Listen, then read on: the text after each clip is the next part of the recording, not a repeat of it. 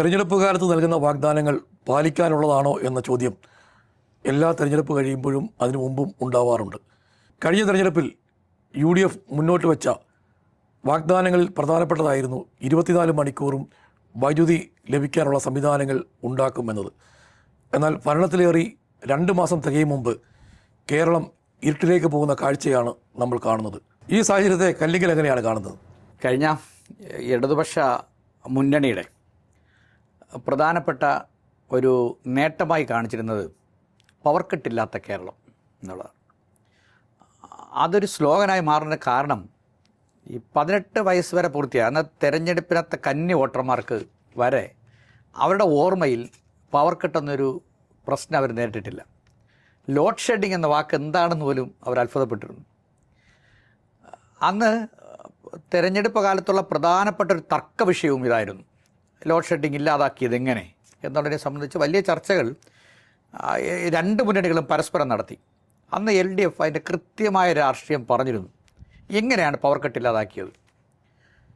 അത് പ്രസരണ രംഗത്ത്, വിതരണ രംഗത്ത് വരുത്തിയ വിപ്ലവകരമായ മാറ്റങ്ങൾ നമുക്കറിയാം. ഇടമൺ കൊച്ചി ട്രാൻസ്മിഷൻ ഗ്രിഡ് പദ്ധതി ഏകദേശം എനിക്ക് തോന്നുന്നു 10,000 കോടി രൂപയുടെ പദ്ധതിയാണ്. കിഫ്ബി പ്രകാരമാണെന്ന് തോന്നുന്നു നടപ്പിലാക്കിയത്. അതൊരു വലിയ ഇടപെടലായിരുന്നു. എന്ന് വെച്ചാൽ നമുക്കറിയാമല്ലോ, നമുക്ക് കേരളത്തിൽ ഉൽപ്പാദിപ്പിക്കുന്നത് എനിക്ക് തോന്നുന്നത് 15% താഴെ, അങ്ങനെയാണെന്നാണ് കണക്ക്. 15% താഴെ ഉപഭോഗത്തിൻ്റെ 15% താഴെ നമുക്ക് ഉൽപ്പാദിപ്പിക്കാൻ കഴിയുന്നുള്ളൂ. അത് കുറഞ്ഞ ചിലവിൽ ഉൽപ്പാദിപ്പിക്കാൻ കഴിയുന്നുള്ളതാണ് ഏറ്റവും വലിയ പ്രത്യേകത. ഇവിടെ കായംകുളത്ത് ഒരു തെർമൽ പവർ പ്ലാന്റൊക്കെ നമ്മൾ സ്ഥാപിക്കാൻ കേന്ദ്ര ഗവൺമെൻറ് സ്ഥാപിക്കാൻ NTPC ശ്രമിച്ചെങ്കിലും അത് പരാജയപ്പെട്ടു, അന്നത്ര വിജയിച്ചില്ല. ഏറ്റവും പ്രധാനപ്പെട്ടത് ഇടുക്കി പദ്ധതി തന്നെയാണ്. അത് വളരെ കുറഞ്ഞ ചിലവിൽ, പക്ഷേ ഏറ്റവും വലിയ പ്രശ്നം ജലത്തിൻ്റെ ലഭ്യത അനുസരിച്ച് മാത്രമേ അവിടെ ഊർജ്ജം ഉൽപ്പാദിപ്പിക്കാൻ കഴിയൂ എന്നുള്ളതാണ്. ഈ 15% കഴിഞ്ഞാൽ ബാക്കി 85% കേന്ദ്ര പൂളിൽ നിന്ന് വാങ്ങണം എന്നുള്ളതാണ്. മുമ്പ് കാലഘട്ടത്തിൽ UDFൻ്റെ കാലഘട്ടത്തിലൊക്കെ തന്നെ അതിനുവേണ്ടി ഒരു ശ്രമവും നടത്തിയില്ല. അവർ വാങ്ങുന്നതിന് വേണ്ടിയുള്ള ചില ശ്രമങ്ങൾ നടത്തി, പവർ വാങ്ങുന്നതിന് വേണ്ടി. പക്ഷേ വാങ്ങുന്ന പവർ ഇലക്ട്രിസിറ്റി കേരളത്തിലേക്ക് എത്തിച്ച് അത് വീടുകളിലേക്ക് എത്തിക്കുന്നുള്ളൊരു സംവിധാനം, പ്രസരണ ലൈൻ വേണമല്ലോ. വൈദ്യുതി കൊണ്ടുവരാൻ ലൈൻ വേണം. കളികളൊപ്പം ഇരുന്നാൽ പോരാ, കാസർഗോഡ് ഇരുന്നാൽ പോരാ. അതിനപ്പുറത്തേക്ക് ആ ലൈനുകൾ അപ്പുറത്തേക്ക്, ആ വൈദ്യുതി ലൈനുകൾ, അതിൻ്റെ ട്രാൻസ്മിഷൻ ലൈനുകൾ പോകണം. അവിടെ നല്ല ഇടപെടൽ നടത്താൻ കഴിഞ്ഞുകൊണ്ടാണ് യഥാർത്ഥത്തിൽ കേന്ദ്ര പൂളിൽ നിന്ന് വൈദ്യുതി കിട്ടി തുടങ്ങിയത്. ഇതിനകത്ത് ഈ സാധാരണ നമ്മളൊരു ഉൽപ്പന്നം വാങ്ങുന്നതല്ല വൈദ്യുതി വാങ്ങാൻ കഴിയില്ല. അതിനകത്ത് കൃത്യമായൊരു പ്ലാനിങ് വേണം. എപ്പോഴാണ് വൈദ്യുതി കൂടുതൽ പണം കുറഞ്ഞ് കിട്ടുന്നത്, അത് നമുക്ക് രാത്രി കാലങ്ങളിൽ എങ്ങനെ അത് കൂടുതൽ കിട്ടാൻ കഴിയും, അത് എവിടെ നിന്നാണ് വില കുറച്ച് കിട്ടുന്നത്. 15 മിനിറ്റിൻ്റെ സ്ലോട്ടാണ് വൈദ്യുതിയുടെ ഒരു ടെൻഡർ എന്ന് പറയുന്നത്. അതിനകത്ത് LDF വിജയിച്ചിരുന്നു. പക്ഷേ ആലോചിക്കണം, ഒരു ജനപക്ഷ കേരളത്തിൻ്റെ തുടർച്ച, അതാണ് നമ്മൾ ഉയർത്തിക്കൊണ്ടുവന്ന മുദ്രാവാക്യം. അന്ന് തന്നെ നമ്മൾ പറഞ്ഞിരുന്നു, UDF മുന്നണിക്ക്, വലതുപക്ഷത്തിന് ജനങ്ങളുടെ അടിസ്ഥാന വിഷയങ്ങളുമായി ബന്ധപ്പെട്ട് അത്തരത്തിൽ ഒരു കാര്യത്തിനകത്തും ശ്രദ്ധയുണ്ടാകില്ല എന്നറിയാം. കഴിഞ്ഞ 1-1.5 മാസമായി ഈ ഗവൺമെൻറ് മുന്നോട്ട് വയ്ക്കുന്ന പദ്ധതികളെ സംബന്ധിച്ച് ഉണ്ടാകുന്ന ചർച്ചകളെ സംബന്ധിച്ച് നമ്മൾ കേട്ടാൽ ആദ്യം കേൾക്കുന്ന ചർച്ച PD സതീശൻ്റെ പൂക്കിച്ചിരിയാണ്. അതൊരു ആക്കിച്ചിരിയായി മാറിയെന്ന് ഇപ്പോൾ നമ്മൾ കണ്ടുകൊണ്ടിരിക്കുകയാണ്. പിന്നെ നമ്മൾ കണ്ടത് വിഴിഞ്ഞത്തിൻ്റെ കച്ചവടമാണ്. പിന്നെ ഞാൻ പറയുന്നില്ല, ധാരാളം വിഷയങ്ങൾ അവർ നടപ്പിലാക്കിയ കുറേ വാഗ്ദാനങ്ങൾ നടപ്പിലാക്കാൻ ശ്രമിച്ചതെല്ലാം ഭാഗികമാണെന്ന് കരുതാം. ആ വിഷയം എല്ലാം നമ്മൾ ചർച്ച ചെയ്യുന്നുണ്ട്. പക്ഷേ ഒരിക്കലും നമ്മൾ പ്രതീക്ഷിച്ചില്ല കേരളത്തിലെ കുട്ടികൾ, അടുത്ത തലമുറ ഈ ഒരു കാലഘട്ടത്തിലേക്ക്, ഒരു ഇരുണ്ട യുഗത്തിലേക്ക് പോകുന്നു. ഇപ്പോൾ 7:15 മുതൽ 12:15 വരെ, അങ്ങനെയല്ലേ ടൈം? എനിക്ക് തോന്നുന്നു ഇടയ്ക്കിടയ്ക്ക് തിരുവനന്തപുരം സിറ്റി ഇന്നലെ നമ്മുടെ മുഖ്യമന്ത്രിയുടെ വാർത്താ സമ്മേളനം, എനിക്ക് തോന്നുന്നത് മിഷൻ സമുദ്ര ആണെന്ന് തോന്നുന്നു, അതാണല്ലേ എനിക്ക് തോന്നുന്നു, എൻ്റെ ഓർമ്മ അതാണെന്ന്, മിഷൻ സമുദ്ര. ആ മിഷൻ സമുദ്രയുടെ വാർത്താ സമ്മേളനത്തിൽ കറണ്ട് പോവുകയാണ്. ഈ കേട്ടുകേൾവിയുണ്ട്. മുഖ്യമന്ത്രി, കേരളത്തിൻ്റെ എക്സിക്യൂട്ടീവ് തലവൻ പങ്കെടുക്കുന്ന ഒരു പ്രധാനപ്പെട്ട ചടങ്ങിൽ പോലും കൃത്യമായി വൈദ്യുതി എത്തിക്കാനുള്ള സംവിധാനത്തിൽ പരാജയപ്പെട്ടിരിക്കുന്നു. ചെറിയ കാര്യമല്ല. പ്രതിപക്ഷ നേതാവ് അദ്ദേഹത്തിൻ്റെ പത്രസമ്മേളനത്തിൽ പറഞ്ഞു, 1.5 മണിക്കൂർ അദ്ദേഹത്തിൻ്റെ വീട്ടിൽ അത് കുഴപ്പമില്ല, അദ്ദേഹം താമസിക്കുന്നത് പിന്നെ സിറ്റിയിലെ വേറൊരു ഭാഗത്താണ്. 1.5 മണിക്കൂർ അദ്ദേഹത്തിൻ്റെ വീട്ടിലും കറണ്ടില്ലായിരുന്നു എന്നുള്ളത്. ഈ പലപ്പോഴും വലിയ പ്രശ്നം എന്താ, എൻ്റെ വീട്ടിലൊക്കെ, നമ്മുടെ നാട്ടിലൊക്കെ ഉണ്ടായിരുന്ന വലിയ സമ്പന്നർ മുമ്പ് വലിയ ജനറേറ്റർ വാങ്ങിയിരുന്നു. ജനറേറ്ററൊക്കെ കേടായി എന്ന് വെച്ചാൽ ജനറേറ്ററിൻ്റെ ആവശ്യമില്ല എന്നുള്ളതുകൊണ്ട് ഇൻവെർട്ടർ വാങ്ങിയവരെല്ലാം ഇൻവെർട്ടർ ഉപയോഗിക്കുക. ഇൻവെർട്ടർ കേടായി. വല്ലാതൊരു പെടലാണ് പെട്ടത് മലയാളികൾ. നമ്മൾ ഒരിക്കലും സത്യം പറഞ്ഞാൽ പല കാര്യങ്ങളിലും UDFൻ്റെ സമീപനത്തെ സംബന്ധിച്ച് നമുക്കെല്ലാം ഒരു സംശയം ഉണ്ടായിരുന്നെങ്കിലും ഒരിക്കലും പ്രതീക്ഷിച്ചില്ല ഒരു വൈദ്യുതി ഇല്ലാതാവുന്നൊരവസ്ഥ ഈ ആധുനിക കാലത്ത്. ഇപ്പോൾ കഴിഞ്ഞ തെരഞ്ഞെടുപ്പിൽ ഈ ഇരുണ്ട കാലം മടങ്ങി വരണമോ എന്നതായിരുന്നു LDFന്റെ പ്രധാന ചോദ്യം. അതെ അന്ന് കേരളത്തിലെ ജനങ്ങൾ വിചാരിച്ചത് ഇതാര് ഭരിച്ചാലും ഇതിങ്ങനെ പോകും എന്നാണ്. പക്ഷെ അതിനൊരു മാറ്റമാണ് ഇപ്പോൾ ഉണ്ടാകുന്നത്. അത് മാത്രമേ നമ്മൾ ആലോചിക്കണേ, ഇതിനകത്ത് ഈ ഒരു ഉദ്യോഗസ്ഥരെ നിയന്ത്രിക്കുന്നതിനകത്ത് അവരെ നേരെ ചൊവ്വ നടത്തില്ല. ഭരണകൂടം നേരെ ചൊവ്വ ചലിക്കണമെങ്കിൽ എൻ്റെ എക്സിക്യൂട്ടീവ് ചലിക്കണം. ഇവിടെ അമ്പെ പരാജയപ്പെട്ടു പോയി നമ്മുടെ KPCC പ്രസിഡന്റ് സണ്ണി ജോസഫ്. അദ്ദേഹം തീർത്തും പരാജയപ്പെട്ടു പോയി. അദ്ദേഹത്തിന് ഉദ്യോഗസ്ഥരെ നിയന്ത്രിക്കാൻ കഴിയുന്നില്ല. നിങ്ങൾ ഉദ്ദേശിക്കുന്നില്ല, ഈ ഇലക്ട്രിസിറ്റി റെഗുലേറ്ററി കമ്മീഷൻ എന്ന് പറഞ്ഞാൽ വെള്ളാനയാണ്. നമ്മളതിൻ്റെ ചരിത്രം കൂടി പഠിക്കണം. ഇലക്ട്രിസിറ്റി റെഗുലേറ്ററി കമ്മീഷൻ അത് കേന്ദ്രത്തിൻ്റെ നിയമത്തിനനുസരിച്ച് ഇലക്ട്രിസിറ്റി റെഗുലേറ്ററി കമ്മീഷൻ വരികയും ആ കമ്മീഷൻ ഈ വൈദ്യുതി വാങ്ങുന്നതുമായി ബന്ധപ്പെട്ടിട്ടുള്ള റേറ്റ് നിശ്ചയിക്കുന്നത്, വൈദ്യുതി വാങ്ങുന്നതുമായി ബന്ധപ്പെട്ട റേറ്റ് നിശ്ചയിക്കുന്നത്, അതുമായി ബന്ധപ്പെട്ട വില നിശ്ചയിക്കുന്നത് എല്ലാത്തിനും വലിയ ഇടപെടൽ ശേഷിയുള്ള ഒരു സംവിധാനമാണ്. അതിനകത്ത് ഭരണകൂടം എന്ന് പറഞ്ഞാൽ ജനാധിപത്യപരമായി തിരഞ്ഞെടുക്കപ്പെടുന്ന മന്ത്രിമാരും മന്ത്രിസഭയും അതുമായി ബന്ധപ്പെട്ടവരാണല്ലോ, അവർക്കെങ്ങനെ ഇടപെടാൻ കഴിയുന്നുള്ളതാണ്. അവിടെ UDF പരാജയപ്പെട്ടു. ആ പരാജയമാണ് കാരണം. അല്ലാതെ നമ്മൾ ആലോചിക്കണം, 10 കൊല്ലക്കാലം ഇപ്പോൾ അവർ പറയുന്നതാണ് 10 കൊല്ലക്കാലം ഇവിടെ ഒരു പ്രശ്നമില്ലായിരുന്നോ? എന്തെല്ലാം പ്രശ്നം വന്നു. പ്രളയം വന്നില്ലേ? പ്രളയം വന്ന സമയത്ത് വെള്ളം ഡാമിൽ കെട്ടി നിർത്താൻ കഴിഞ്ഞില്ല. നമ്മൾ വെള്ളം ഒഴുക്കി കളയേണ്ടി വന്നു. അന്നവിടെ ഒരു പ്രതിസന്ധി ഉണ്ടായി. ആ പ്രതിസന്ധിയെ തരണം ചെയ്തില്ലേ? ഈ പ്രതിസന്ധികളെ മുൻകൂട്ടി കണ്ടുകൊണ്ട് തരണം ചെയ്യാൻ ഭരണകൂടം ഇടപെടുന്നതിനകത്ത് ആണ് LDF വിജയിച്ചത്. കാലത്ത് കോവിഡ് കാലത്ത് മനുഷ്യൻ വീട്ടിലായിരുന്നു. അപ്പം ഉപയോഗം കൂടുതലായിരുന്നു. ഇതിൻ്റെ ഇരട്ടിയായിരുന്നു. വലിയ ഉപയോഗം നമുക്കറിയാമല്ലോ, നമ്മളെല്ലാം ഉപയോഗിച്ചു.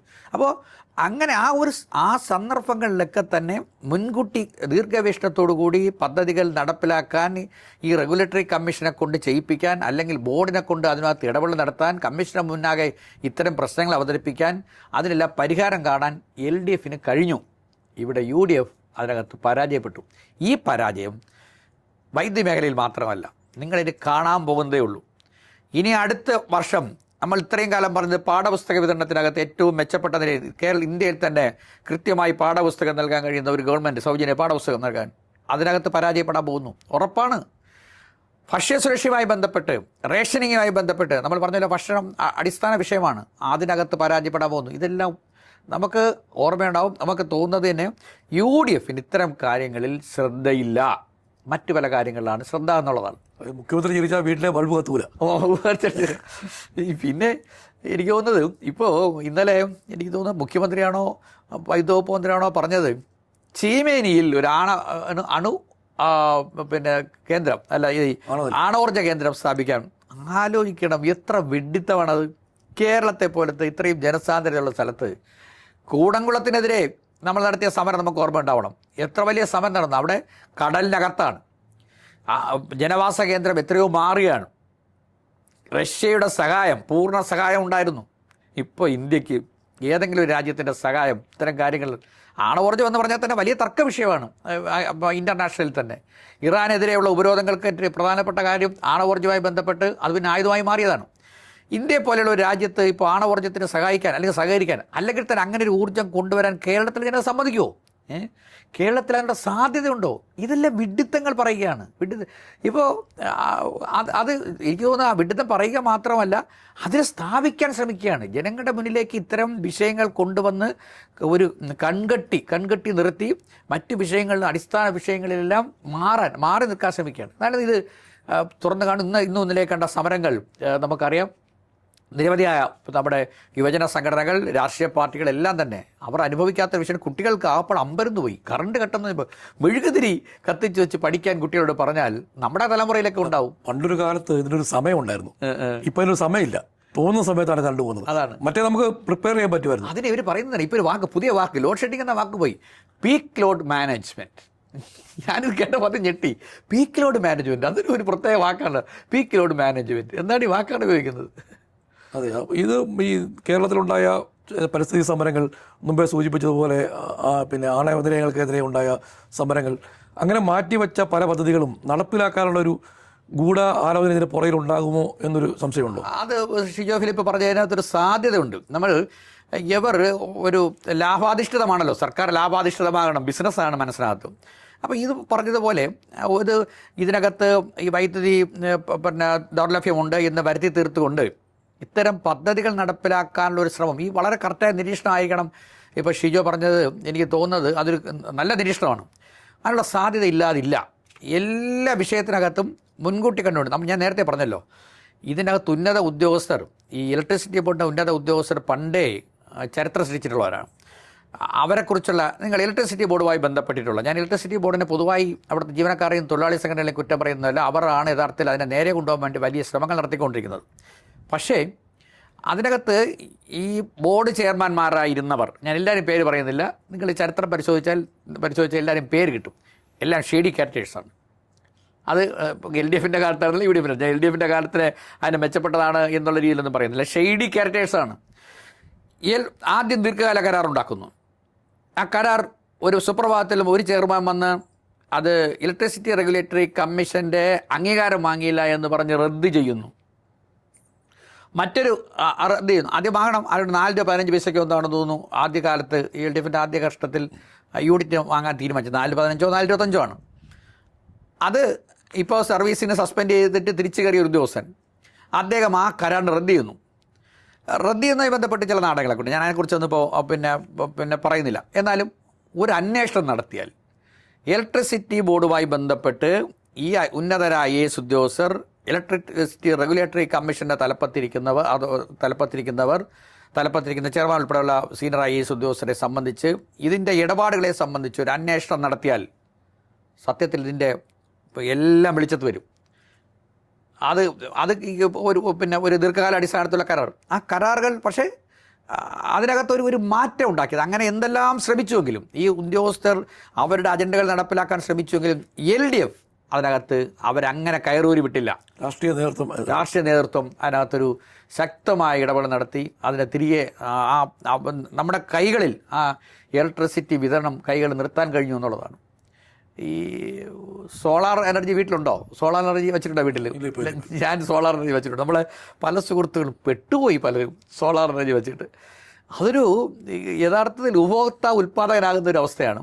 കാർബൺ ബഹിർഗമനം അത് കുറയ്ക്കുന്നതിനകത്ത് ഈ സോളാർ എനർജിക്ക് വലിയ പങ്കുണ്ട്. അതിനകത്ത് കേന്ദ്ര ഗവൺമെൻറ് പദ്ധതി ആരംഭിക്കുന്നു. പിന്നെ സൗരോർജ്ജ പദ്ധതി കേരളത്തിൽ ആരംഭിച്ചു. കേരളത്തിൽ കേന്ദ്ര ഗവൺമെൻറ് പുതിയ സൗരോർജ്ജ പദ്ധതി ആരംഭിക്കുന്നതിന് LDF ഗവൺമെൻറ് കേരളത്തിൽ സൗര പദ്ധതി ആരംഭിച്ചതിൻ്റെ പേര് മറന്നുപോയി, ഒരു നല്ല പദ്ധതി ആരംഭിച്ചിരുന്നു.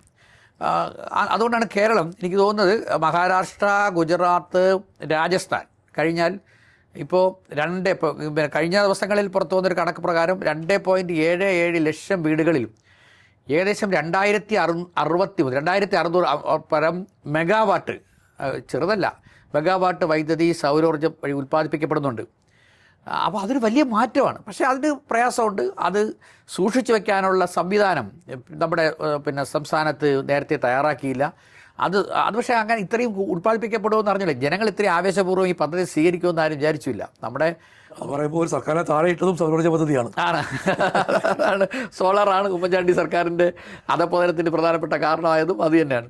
അപ്പോൾ അന്നും അവരതിനകത്ത് വലിയ ശ്രദ്ധയുണ്ട്. അവർ തുടങ്ങിയെങ്കിൽ അതിന് പരാജയപ്പെട്ടു. അവർക്ക് അതിനകത്ത് അവിടെയും പ്രശ്നമുണ്ട്. അല്ലെങ്കിൽ ജനങ്ങളുടെ ക്ഷേമമല്ല അവിടെ പ്രശ്നം. അവിടെയും കച്ചവടം നടത്താൻ നോക്കി, പണം വാങ്ങി ഇൻവെസ്റ്റ് ചെയ്യാൻ നോക്കി, പണം വാങ്ങാൻ ഇടനിലക്കാരിയായി ഒരു സ്ത്രീയെ കൊണ്ടുവന്നു. അങ്ങനെയൊക്കെ അതൊരു വലിയ അതുകൊണ്ട് പിന്നെ ആ വിഷയത്തിലേക്ക് കിടക്കുന്നില്ല. അപ്പോൾ അങ്ങനെ ആ പദ്ധതി നടപ്പിലാക്കിയപ്പോൾ ഇത്രയും വൈദ്യുതി ഉൽപ്പാദിപ്പിക്കുന്ന മറ്റൊരു സംസ്ഥാനം ഞാൻ പറഞ്ഞ 4ാമതാണ്. കേരളം ഏറ്റവും